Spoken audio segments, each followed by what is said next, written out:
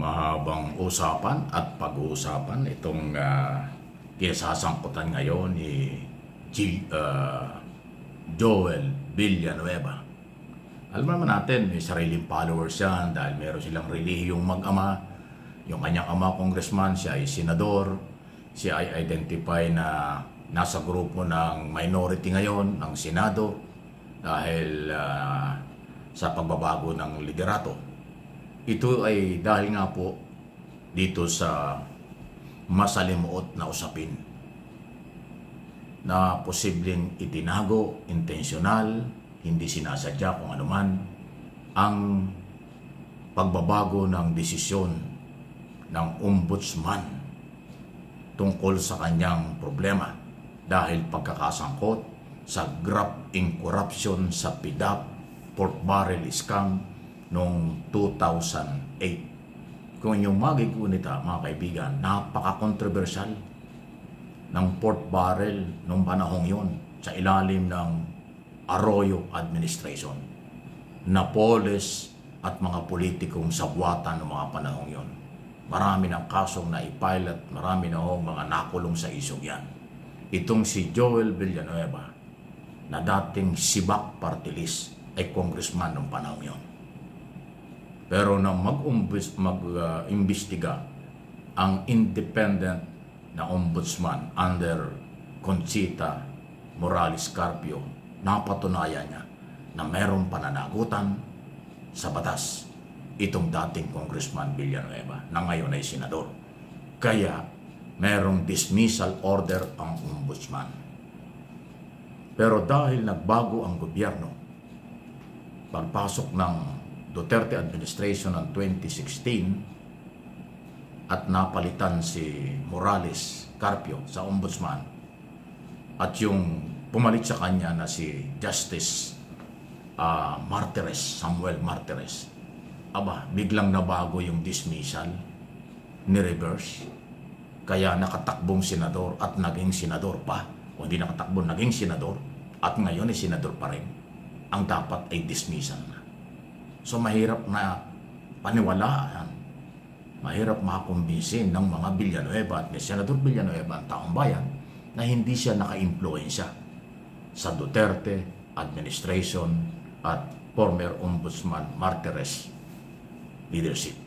Kasi hindi ganun kadaling i-reverse. Huwag nating kalimutan, ang ombudsman ay tanod bayan yan na ginawang ombudsman, independent yan. Dapat hindi po yan nai-impluensyahan. Dapat hindi napapa-impluensya.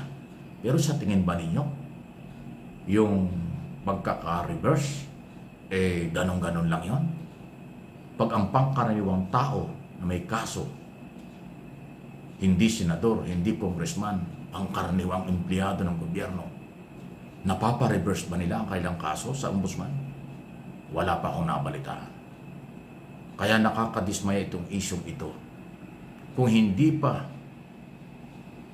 sumulat ang Ombudsman Remulla sa ngayon na ipatupad ang dismissal laban kay Villanueva, Senador Villanueva, hindi natin malalaman at hindi malalaman ng publiko na na-reverse na pala. Binago na pala yung desisyon. Ganyang kadumi, ganyan ang sistema. Kaya, naku, Senador Villanueva, mas mahaba ang iyong magiging paliwanag kasi nasangkot ka ng 2008 sa korupsyon. Ngayong 2025, pinag-uusapan din, isa ka sa mga senador katulad ni Senador Escudero, Jingo Estrada, dating Senador Bong Revilla, at iba pa na isinasangkot na naman sa flood control scam o iba pang scam na nangyayari sa kasalukuyang iniimbestigahan ng Blue Ribbon Committee at saka po ng Department of Justice at Independent Commission for Infrastructure. Kakasipon itong nangyayari ito, di ba? Grabe. Kakahiyang balita. So, saan tayo maniniwala?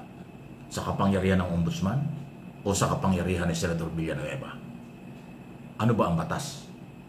No one is above the law. Ignorance of the law excuses no one. Yan po ang prinsipyo ng batas. Okay? Ipinapalaala ko lang, hindi ako nagmamagaling. Pero sa tingin ba ninyo, hindi kaya nag-above the law ang mga kinaukulan? Kaya ganito ang sitwasyon sa kaso ni Senador Villanueva. Ang senador o congressman tagagawa ng batas. Hindi ba dapat ang senador at congressman ang magiging huwaran o sample ng matino na pamamalakad sa pamahalaan? Pero anong nangyayari? At anong nangyari? Malayo. Hindi ba? Ito po ay opinion ko at analysis ko sa nangyayari. Another nakahihiyan ito. Nakakahiya ang Pilipinas dahil sa kagagawa ng iilang sektor, ng iilang personalidad sa politika. Sa buong mundo itong nangyayari. Kasi yung delikadesa, yung kahihiyan, hindi natin nararamdaman.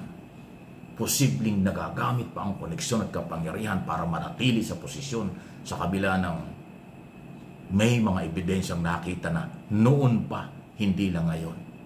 Wow naman! Maawa naman kayo sa bayan. Maawa kayo sa mga Pilipino. Maraming naghihirap na Pilipino, pero bakit ganito? Parang alalang sa inyo. Opinion lang po ito at tingin ko sa nangyayari. Ano po inyong masasabi? Okay? Samantala, o yan. Ngayon, nilalabas na isa-isa yung SALN, Statement of Assets and Liabilities. Naglabas na nila si Lacson, si Monteveros, Senator Tito Soto, Senate President. Sana sumunod na rin yung iba. Pati yung mga sinasabing Duterte Senador. Ilabas na rin nyo, salin nyo. Para malaman ng taong bayan. Matagal pong hindi napag-usapan ng SALN kasi itinago ito. At ayaw ilabas ng dating Ombudsman Martires. Yan po yung isa pang kontrobersya sa kanya. Na tao ni Duterte. Pinagtakpan ang lahat ng mga SALN pagka inilabas. Pagka daw tinalakay yan, nanakot pa siya, ko-contempt niya. Ngayon, sa ilalim ng Marcos administration at Boying Remulla o Ombudsman, gusto niyang ilabas sa publiko ang SALN. Statement of Assets and Liabilities. Kaya sana sumunod lahat. Dito natin malalaman kung sino ang biglang yumaman o nagpahirap o nagpayaman sa posisyon. Kasi ang sweldo na nasa gobyerno maliit. Hindi ka magiging bilyonaryo at milyonaryo kapag nasa gobyerno kasi maliit ang sweldo. Ngayon kung bigla kang yumaman ng biglaan ang hindi mo may paliwanag, abay pagdududahan ka. Iyan ang magiging basihan, SALN, na ikaw ay imbestigahan, panagutin kung biglang yumaman dahil sa ikaw ay nasa gobyerno. Yan po ang purpose nun. Diba? So, maraming pamamaraan para labanan ng korupsyon, pero ang akin laging panawagan, sana magkaisa ang Pilipino. Tuloy ang laban. Walang kampihan. Kahit na sinong politiko at anong administrasyon pagsangkot sa katiwalian, usigin, papanagutin. Again, no one is above the law.